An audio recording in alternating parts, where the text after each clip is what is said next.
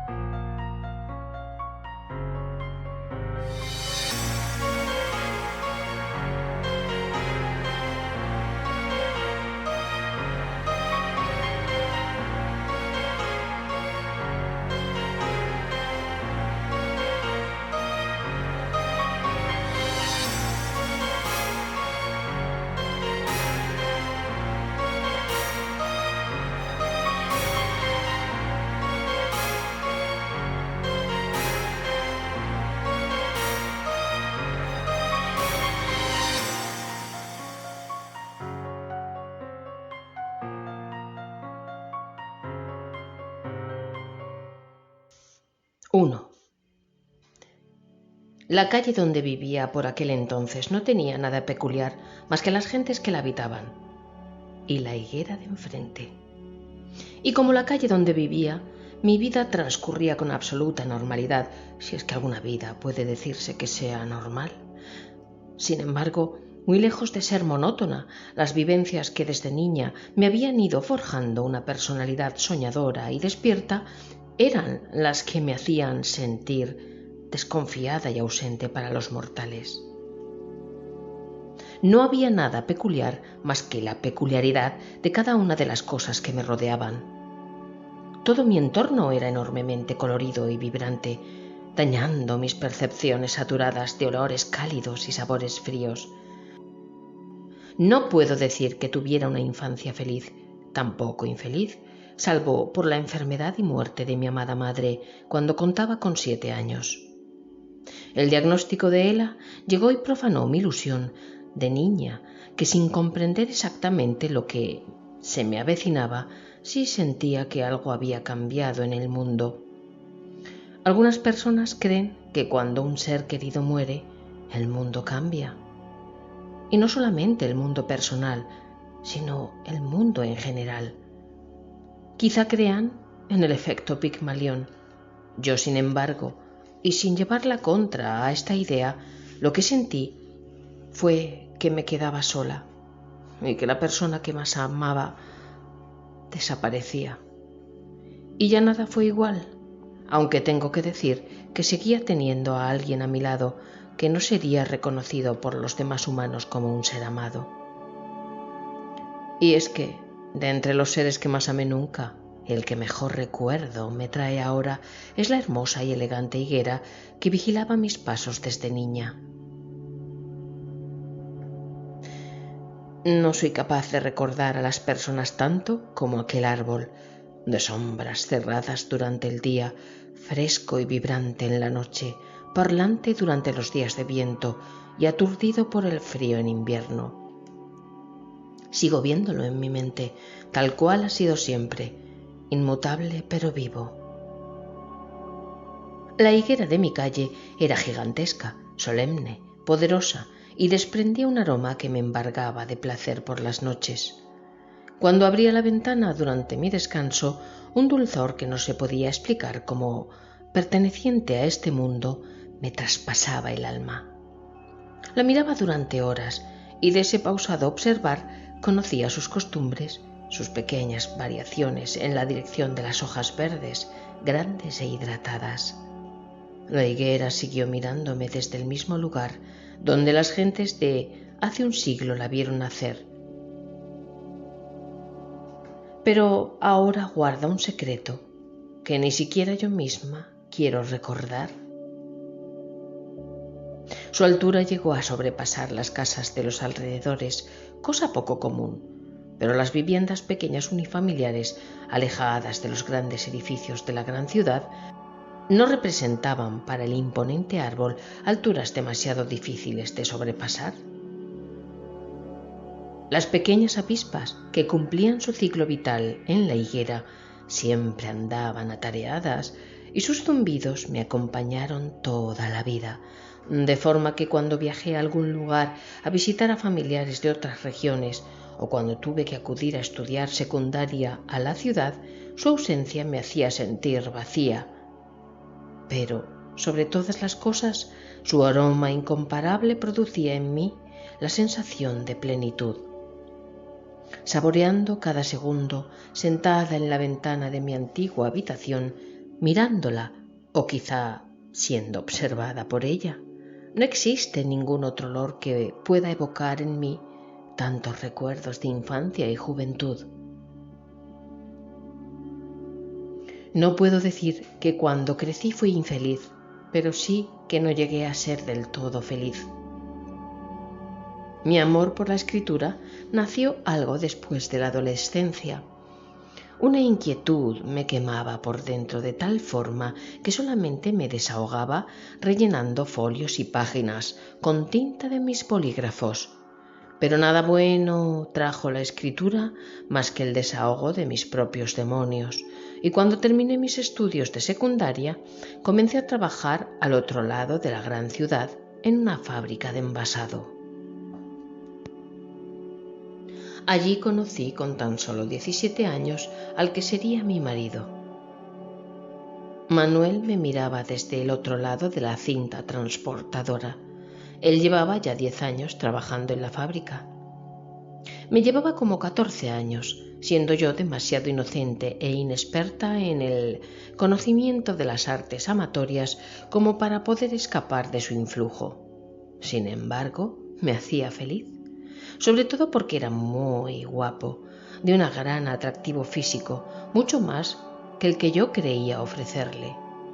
Pero él decía que sus ojos grises y su tez blanca le asemejaban más a un elfo que a un humano, y que nunca había sido un hombre demasiado interesante para las mujeres de la gran ciudad. Ellas estaban, según decía, más interesadas o atraídas por tipos morenos, musculosos. Eran expresiones demasiado vagas y generales. Siempre supe que mentía, pero lo pasé por alto, porque en cierta forma me sentía halagada por él. ¿Qué más quería? De entre todas las mujeres de la gran ciudad me eligió a mí. Manuel no era muy hablador, pero era un gran amante, y para una niña de 17 años, un hombre experimentado en dar placer a las mujeres era algo increíblemente atractivo. Me sentía enamorada, completamente centrada en buscar sus besos y sus caricias. Él, a los pocos meses, me dijo que lo mejor era que nos casáramos. Algo me decía que no lo hiciera, que era demasiado joven, que viviera un poco más mi libertad. Pero cuando se lo comentaba, Manuel fruncía el ceño y me preguntaba si lo que quería era probar a otros hombres. Yo le decía que no, que era demasiado joven simplemente. Pero su ofuscamiento se hizo cada día más grande, su empecinamiento más fuerte y mis defensas y mi resistencia menores. Así que, cumplidos los 18, nos casamos. Me hizo muy feliz durante los primeros años de nuestro matrimonio. Al ser hija única y ser mi padre un viudo afable que no se metía en nuestra vida, nos vinimos a vivir a mi casa de toda la vida, compartiendo las rutinas de mi viejo, que era muy atento con Manuel. No solamente se llevaban bien, compartían aficiones, y no solamente mi padre llegó a quererlo como a un hijo, sino que todo el vecindario supo ver sus buenas cualidades. Incluso las vecinas trataban más con Manuel que conmigo, siendo yo más retraída y ausente que mi popular marido. Yo comencé a amarlo más si cabe. Me daba cuenta de la joya que tenía en casa. Un gran amante, un hombre trabajador, un fiel esposo, un hombre atento y una persona que se sacrificaba en todo por mí y por mi padre.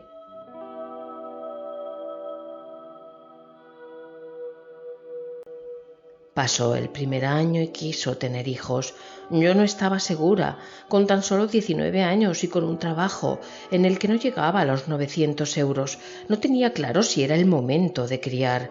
Me veía joven, demasiado joven, y mi ilusión de viajar por el mundo se desvaneció porque Manuel volvió a enfurruñarse un poco. Decía que por qué quería vivir experiencias tan superficiales si aquí con él, con mi padre, lo tenía todo. Yo a veces me paraba, me sentaba a pensar, miraba desde la ventana a la sabia y vieja higuera que me vio nacer.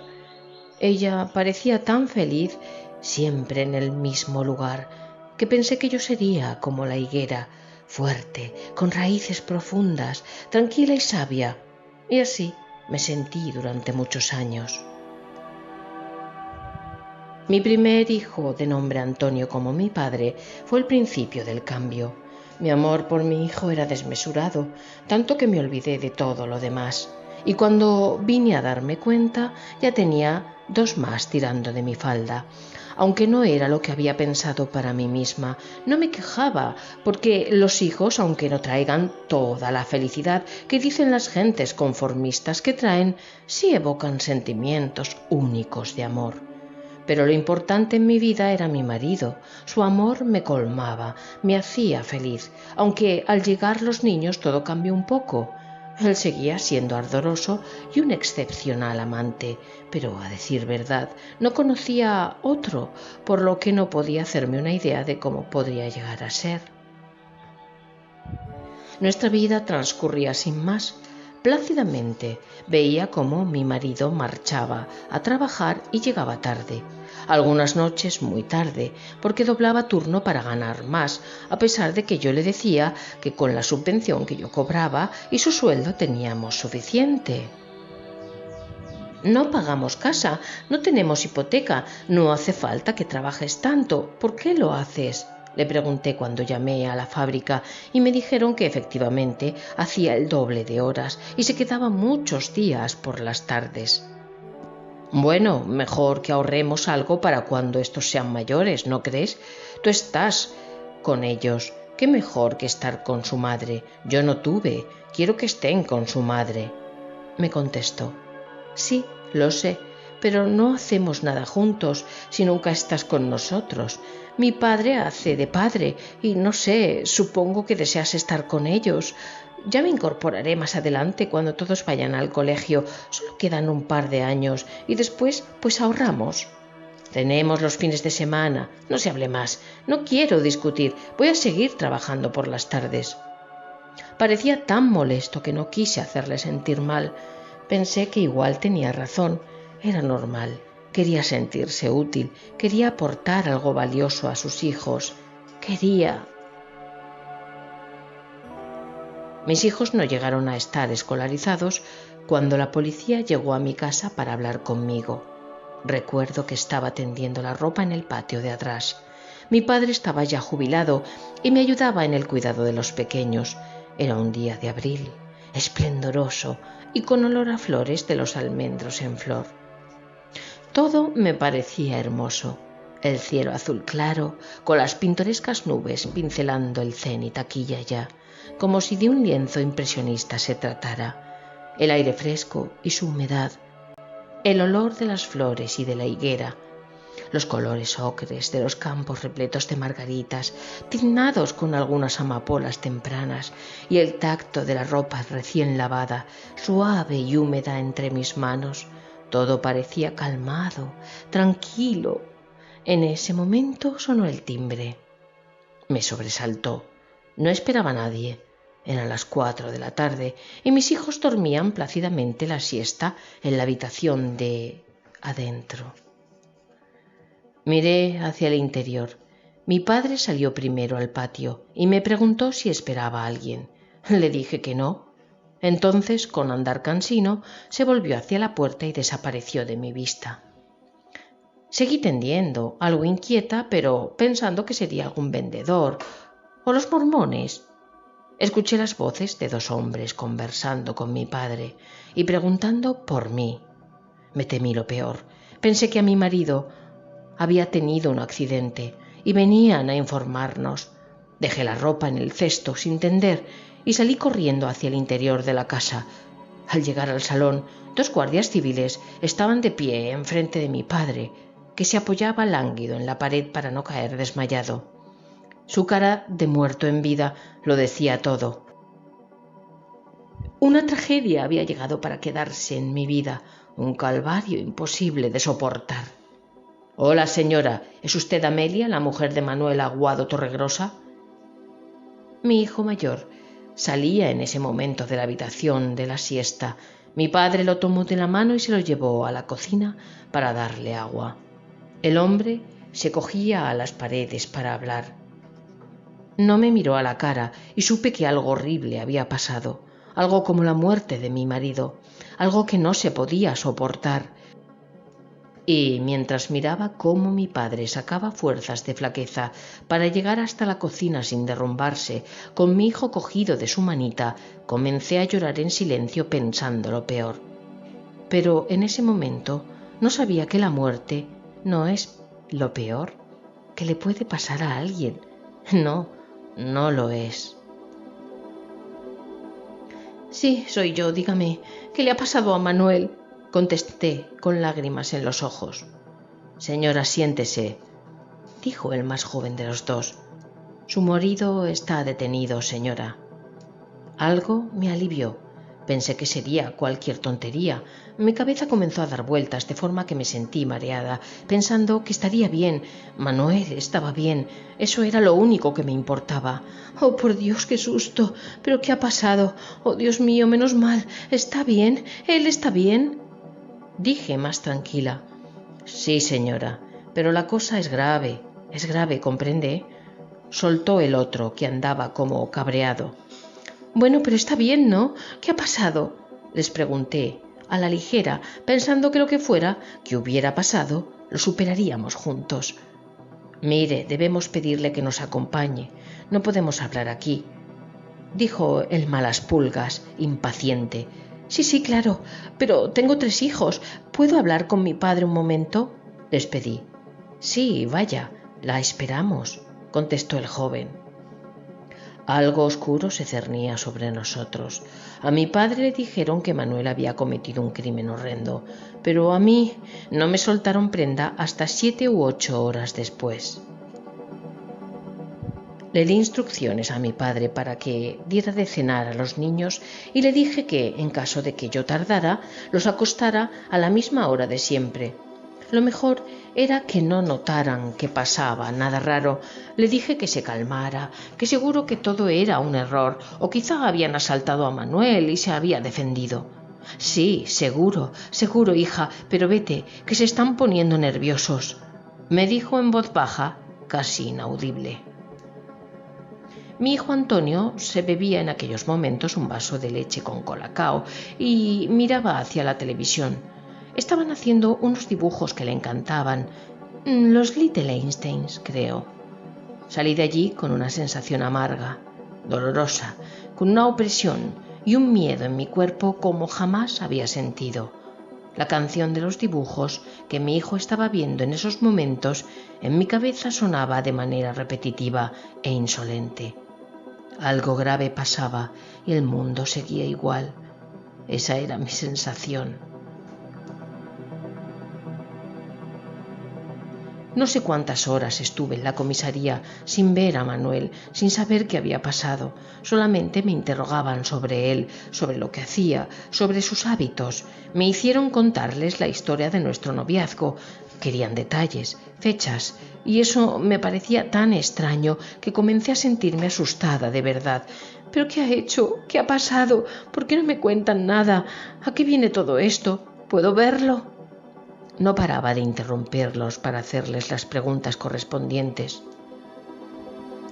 Pero no me dejaron verlo aquel día. Supe, por la insistencia que tenían los agentes en conocer todos y cada uno de los detalles de nuestras vidas, que lo que hubiera hecho Manuel no era cosa de un solo día, y simplemente tras 6, 7 u 8 horas de interrogatorio pertinaz, mi cuerpo comenzó a tener claro que había sido engañada por Manuel. Todavía no sabía la gravedad del asunto, pero mi cerebro se fue adaptando poco a poco, de manera casi insidiosa, al hecho de que una monstruosidad había sido perpetrada por mi marido. Los agentes me hacían ciertas preguntas que me indicaban que estaban investigándome a mí. A mí. Después de contarle toda mi vida a su lado, comenzaron a investigar sus hábitos, y los míos, los de mi padre, los de mis hijos e incluso los de algunos vecinos y vecinas, allegados a nosotros, que nos visitaban con frecuencia. Me di cuenta de que llevaban tiempo vigilándonos. ¿Cómo era posible? No me había dado cuenta de que alguien nos acechaba. Una sensación de inseguridad y de horror me atenazó. Sé que debo colaborar, pero no diré nada más si no me dicen qué ha hecho mi marido, les dije sin mirarlos a la cara, sin querer saber nada más, sin importarme ya las consecuencias de nada. La mujer que me interrogaba era amable, de ojos claros pero profunda mirada, su pelo corto pero arreglado, su cara limpia pero sin maquillar, su cuerpo atlético pero delgado, sus manos firmes pero cuidadas, hacían de la agente un ser aséptico y distante. Pero todo cambiaba cuando hablaba, cuando sus cálidas palabras fluían de esa boca fina y severa. Un dulce sonido llenaba la estancia. Era como 20 años mayor que yo, una mujer madura y sabia, y su compañero la seguía en sus ademanes y en su forma de hablar, como quien sigue a un modelo, como si fuera más bien un eco dentro de la sala.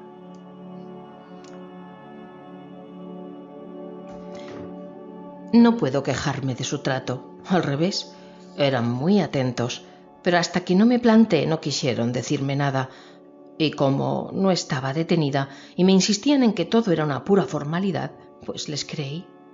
Al fin obtuve respuesta. Fue como un gran golpe en la cabeza. Su marido ha sido detenido por secuestro, violación y asesinato, me dijo el agente sin titubear. No pude hablar, porque siguieron hablando, y yo en ese momento deseaba que se callaran. Me sentía mal. De repente algo subió por mi garganta y vomité en una bolsa que tenían preparada para el caso. Mi cuerpo sufrió algo que no puede explicarse con palabras, porque la realidad comenzó a alejarse de forma que no veía bien. Escuchaba voces a lo lejos y de repente un olor conocido me introdujo en un mundo alternativo. El dulce aroma de mi higuera vino a rescatarme, me sacó de allí, sentía una suave y cálida brisa en mi cara y un aroma dulce se introdujo en mi piel. Cuando desperté, en otra sala, con un médico y una enfermera atendiéndome, me sentía extrañamente relajada. Seguramente me habían inyectado algo. Los agentes estaban lejos de mí, pero me miraban con asombro. A los pocos minutos se acercaron y me preguntaron que cómo me encontraba. Les dije que no sabía, que sentía que todo aquello no estaba ocurriendo. La mujer se puso en cuclillas delante de mí, me tomó por los hombros y me dijo: «Sea fuerte, tiene 3 hijos, la vamos a ayudar, usted es también una víctima». Su mirada serena me hizo sentir reconfortada, pero débil. ¿Cuánto hubiera dado yo en aquel momento por tener a mi madre conmigo? La vida entera hubiera dado. Entonces comencé a llorar. No podía pensar con claridad, pero sabía que necesitaba saber qué había hecho Manuel. Manuel era un asesino. ¿Cómo podía ser? Por favor, dígame qué ha hecho, por favor. Y lloraba desconsoladamente, abrazada a aquella mujer desconocida que me brindaba su afecto y su apoyo como una verdadera madre haría. «Cálmese y hablamos», dijo su compañero a una distancia prudencial. Lloré unos minutos más. o unas horas, no lo sé. Pero al fin, agotada, sin poder pensar en nada, me llevaron a otra sala, una sala diferente. En ella había una máquina de café, unos sillones muy cómodos y unas mesitas con aperitivos. Me ofrecieron de todo, pero no podía siquiera tragar saliva y me di cuenta de que mi garganta parecía haberse cerrado. Ni siquiera podía hablar y comencé a contestar con asentimientos de mi cabeza. La agente misma fue quien me explicó que Manuel estaba en su punto de mira desde hacía varios meses. Hacía varios años que buscaban a un asesino, a un violador de niños, un tipo que, a la salida de los colegios, acechaba a niños que debía vigilar durante meses, niños que volvían solos a casa, niños de unos 11 o 12 años. A esa hora, al mediodía, sobre las 3 de la tarde, se habían sucedido una serie de desapariciones durante los últimos años. ¿No ha visto las noticias?, me preguntó la agente, algo más alejada emocionalmente. Sí, claro. El monstruo de la cueva. ¿Me está diciendo que mi marido, que Manuel, es el monstruo de la cueva?, le dije más serena. Le digo que está detenido porque hay pruebas suficientes para pensar que él ha cometido esos asesinatos. No sabemos si lo ha hecho solo o con ayuda de alguien, pero todas las pruebas apuntan hacia él. Y además, nuestro seguimiento del último mes ha dado sus frutos. Estaba acechando a una nueva víctima. Ayer pudimos detenerle cuando iba a raptar a su víctima número 12, un niño del barrio de San Fulgencio que salía del colegio para ir a su casa, un niño cuyos padres no hubieran vuelto a ver nunca. «Tengo que verle», dije por toda respuesta. «No puede ser. Todavía no puede ser. Más adelante, señora, más adelante».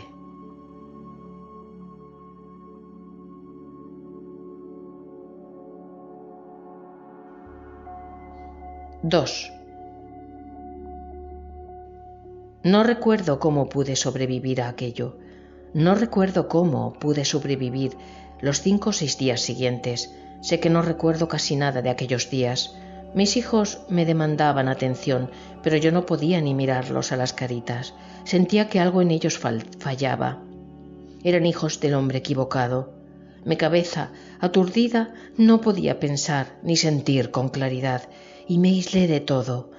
Me metí en la cama, abrí la ventana y contemplé día y noche aquella higuera, porque era lo único real que tenía en la vida. Las personas eran como sombras. Mi padre mantuvo algo de compostura y me ayudó con los niños, y mi vecina Aurora vino a ayudarme de día, de noche y los fines de semana durante las primeras semanas, hasta que pude recomponerme. Cuando fui a visitarlo, Manuel estaba ya preso desde hacía al menos 2 meses. Al verlo en aquel lugar me asusté, porque ya no veía a mi marido, al hombre que me había amado, al hombre que me había hecho 3 hijos y que solo era una ilusión, un espectro, una invención. Era una piltrafa humana. La soledad, la carga, quizá la culpa, no sé. Tampoco quería saber por qué, solo quería decirle una cosa: que yo no lo iba a abandonar. Estaba cabizbajo, miraba al infinito esperando mi llegada. Cuando entré, elevó la mirada. Sus ojos hermosos, grises, puros, de niño bueno, me asustaron. Estaba todavía hinchados del llanto continuo. Estaba pasándolo mal. Se notaba bastante que la reclusión lo carcomía. No era hombre para estar preso. Entonces me derrumbé. No podía ser. Él no había hecho algo así. Manuel no. Manuel no. Me costó mucho hablarle y solo le hice una pregunta. ¿Has sido tú?, le dije, mirándole a la cara. Sí, contestó, y sus lágrimas caían abundantemente. Comenzaron a caer sobre sus piernas, sentado como estaba, mojando las perneras del pantalón. Voy a ayudarte. Estaré a tu lado, le dije. Entonces se lanzó de la silla arrodillándose ante mí. Su cabeza se metió entre mis piernas. Yo estaba sentada frente a él, en una silla seca de madera. No estaba esposado, no lo consideraba necesario. Era colaborador y amable. Manuel era colaborador y amable. Así era él. Lloró largamente y me dijo que me amaba. Yo no hablé más. Sabía que aquello me costaría la vida, pero tenía que apoyar a mi marido. Tenía que hacerlo porque nadie más lo iba a hacer. Nadie podía hacer lo que yo tenía que hacer, a pesar del sacrificio para mi vida. Su familia, sus padres, estaban muertos hacía años y su hermana, Catalina, ni siquiera vivía en España y no se involucraría en una cosa así. Ni siquiera contestó a mis llamadas y correos. Estaba sola y lo estaría aún más cuando mi padre y mis vecinos supieran que había decidido apoyar a mi marido. Los entendí perfectamente. Les dije que sabía que era culpable, pero que era mi marido y que no podía hacer otra cosa más que darle apoyo. Y dicho y hecho, me decidí a buscar el mejor abogado posible para su defensa. Sabía que era muy difícil que no pasara casi toda su vida en la cárcel, pero mi empeño era que su condena fuera la menor de las posibles. No puedo relatar aquí la penitencia que hube de vivir por tomar esta decisión.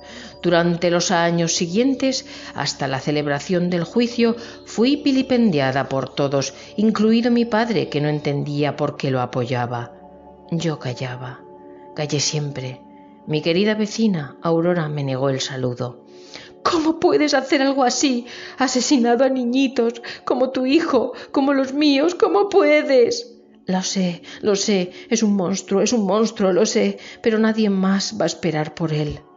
No te entiendo, no vayas a verle, no le hables, deberían matarlo, me gritó. ¿Por qué te importa que esté solo? Eres como él.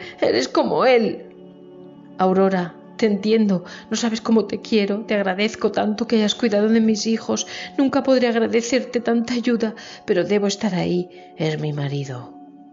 No cuentes conmigo, no me hables más, no quiero saber nada de ti ni de tus hijos, no quiero verte más, si haces eso, no quiero verte más, eres una hija de puta, eres peor que él. Y se fue dando un portazo increíble en mi puerta. Mi hijo mayor lloraba desconsolado en su habitación sin comprender qué pasaba. Mi padre me recriminó duramente días, semanas y meses mi conducta y me dijo que no entendía lo que estaba haciendo. Acudí al juicio, lo escuché todo, las pruebas, las horas de sesiones en la sala, los testigos, las citas con nuestro abogado, que ayudé a pagar.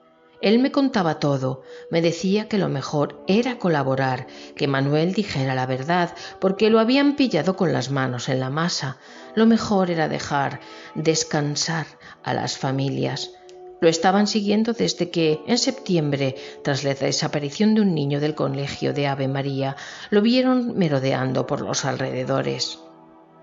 La policía andaba buscando pistas sobre el menor desaparecido, le tomaron los datos y a partir de entonces lo pusieron bajo vigilancia. Al asustarse, paró unas semanas, pero viéndose libre de toda sospecha, cambió de zona. Sin embargo, lo seguían. Era un caso demasiado delicado. El cuerpo del niño, el del Ave María, apareció en la cuenca de los Carabineros, a 3 kilómetros de la gran ciudad. Su cuerpecito violado, medio enterrado, fue encontrado por una pareja en el fondo de la sima. Una sima que casi nadie visita y que está vallada porque es peligrosa, sobre todo para los críos. Al encontrar el cuerpecito semienterrado, se buscaron más cuerpos. Allí había 8. Los niños desaparecidos en similares circunstancias se remontaban a años atrás y eran muchos más. Pero, la vida sigue. Mis hijos nunca vieron más a su padre. Esta fue una de las condiciones que le puse a Manuel. Aceptó. No le quedaba otra. Los escolaricé lejos de mi barrio, al otro lado de la ciudad. Mi padre me dejó la casa, pero se marchó a un apartamento hasta que murió, 10 años después, triste y solo. Me repudió por apoyar a mi marido. Todos los demás vecinos dejaron de hablarme y, de un apoyo total en las primeras semanas, pasaron a desconfiar de mí, pensando que si yo lo apoyaba era porque lo sabía o incluso porque era cómplice. Aurora me retiró la palabra, definitivamente. Me quedé sola con un monstruo en la cárcel, que era el padre de mis hijos, y una higuera inmutable, sólida como una muralla, que alimentaba mi decisión cada día. Los años pasan despacio, pero mis hijos fueron creciendo y fueron llenando sus espacios vacíos con juegos y amigos. Aunque ellos hacían vida prácticamente en la otra punta de la ciudad, me mantuve fuerte y jamás me moví de mi casa. Tras los primeros años todo fue mitigándose. Muchos de los vecinos cambiaron de hogar y vinieron nuevas gentes a sustituirlos, gentes que no sabían mi historia. Y mes tras mes visitaba a Manuel, y él, agradecido, me juró que cuando saliera de la cárcel, me daría la vida que merezco. Le dije que no me prometiera nada. No quería una vida con él, solo estaba cumpliendo mi deber. Debía entenderlo él también. No volví a acostarme con él. Él lo comprendía, nunca me lo echó en cara. Hablábamos de todo. Él me contaba que, en su reclusión, su necesidad sexual, su deseo por los niños, se veían mitigados. Yo quería entender lo que le pasaba por la cabeza y él me contestaba a todas mis preguntas. Me confesó cada uno de sus crímenes, me contó cómo acechaba a los pequeños, me explicó el placer que sentía al perseguirlos, conocerlos, saber de ellos. Le encantaba mirarlos durante días antes de raptarlos. Decía que su inocencia, su falta de maldad, era algo tan delicioso. Llegó a excitarse contándome sus actos atroces, y yo lo miraba, lo escuchaba, y al terminar le decía siempre lo mismo: ¿te arrepientes? Y él contestaba lo mismo: sí, cada minuto de mi vida. Soy un monstruo. Sí, lo eres, pero yo no voy a abandonarte como todos los demás. Ya lo sabes. ¿Cómo puedes ser así de buena conmigo? No te merezco. Y lloraba a moco tendido, sobre todo al principio. Después todo se fue normalizando y me esperaba simplemente para charlar como dos buenos amigos. Manuel aguantó. Le habían caído 25 años de condena, pero no cumplió 25 años. A los 16 años salió, con una conducta excelente durante cada uno de su vida en prisión, con los estudios de graduado social en su haber y con ganas de comenzar de nuevo. Yo lo acogí en mi casa, le pedí que viniera en cuanto saliera, no hablara a nadie, que por favor no le diera mayor importancia. Era mi marido y lo había decidido acoger desde el día en que entró en prisión.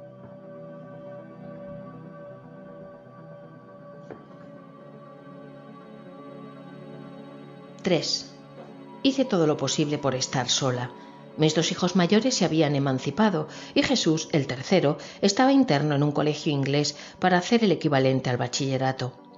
Me había costado la vida, años de sacrificio y trabajo, y dilapidar la herencia de mis padres. Todas las tierras fueron vendidas, los campos que mi padre tenía en su pueblo natal, todo vendido, todo olvidado, todo sacrificado por culpa de Manuel, el monstruo de la cueva, mi marido.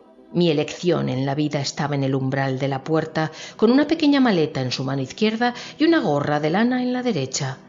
Manuel salía a un mundo que ya no era el suyo, a un hogar que no era su hogar. Estaba cambiado.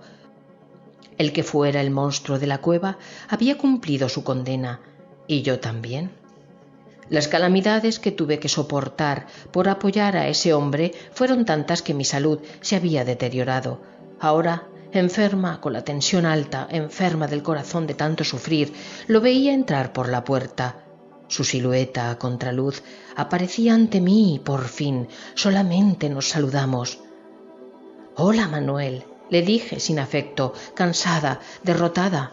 «Hola, ¿cómo estás?», me contestó, entrando y cerrando la puerta. «Ya ves, aquí», le dije.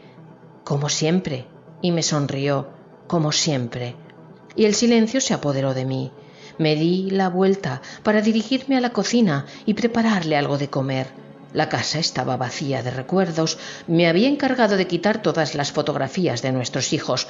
No había nada que pudiera hacerle ver, ni por un instante, que había sido padre. Para mí no era ya, hacía muchos años, el padre de mis hijos. La taza de café le supo a gloria, y mientras la degustaba me agradeció acogerlo y me aseguró que pronto se iría. Buscaría trabajo en algún lugar lejos de allí, que no quería ser ninguna carga para mí, que me agradecía el apoyo, que me pedía perdón por lo que había hecho, que se arrepentía, que estaba curado, que ya no era el mismo, que viviera mi vida porque aún era joven, que a él ya solamente le quedaba esperar a la muerte en algún lugar apartado, que no quería dañarme más. Y cuando terminó su perorata, mis palabras, tantos años, pensadas, calibradas, parecieron salir de mi boca sin ser siquiera parte de mí.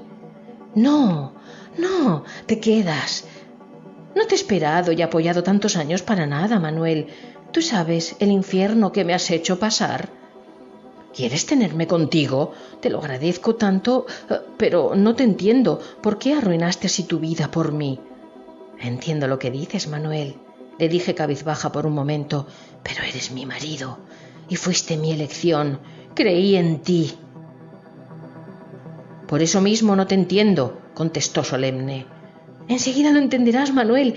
En el mundo de los hombres no hay justicia, ¿lo entiendes ahora? Le contesté, tranquila, mientras Manuel comenzaba a sentirse realmente mal, echando sus manos a la garganta para intentar respirar. Pero no saldría de mi casa con vida. Mientras agonizaba, del cajón de la cocina saqué ante sus ojos aterrorizados, uno a uno, los recortes de periódicos con las imágenes de los niños asesinados o desaparecidos por el monstruo de la cueva. ¿Ves? Merecía la pena esperar, mereció la pena ser como la higuera. Manuel no podía hablar. La espuma y la sangre brotaban de su garganta y sus narices. Intentó ponerse de pie. Yo lo ayudé. Su pánico era tal que los ojos parecían salírsele de las órbitas. Primero se puso muy rojo. Los capilares de la cara parecían rotos, formaban arañas vasculares por el cuello, los pómulos y los ojos. Después palideció y un color mortecino inundó toda su piel. Me pareció que olía mal. Estaba defecándose encima. Shh, shh, tranquilo, todo va a acabar enseguida. Lo acaricié para que se sintiera acompañado. Él no esperaba morir así. De hecho, quería vivir, después de haber arrebatado la vida a más de 15 personas, incluida mi vida y la de mi padre. Cuando cayó al suelo, pensé que había sido una buena muerte para un monstruo como aquel. Seguramente yo misma sufriría más. Tiene suerte de tenerme a mí, pensé. Nadie preguntaría nada. Y si preguntaban, les diría que igual que vino, se fue. Les contaría su deseo de comenzar una nueva vida, de desaparecer, sus proyectos de vida. Porque Manuel tenía un nuevo proyecto de vida, tenía ilusión por vivir, la ilusión que yo no tenía. A los 2 años vendí mi propiedad y allí quedó él. Cortado en pedazos pequeños, pude meterlo en bolsas herméticas, lo fui enterrando bajo la higuera, pedazo a pedazo, mes a mes, aunque, a decir verdad, algunas partes fueron devoradas por las ratas del sótano.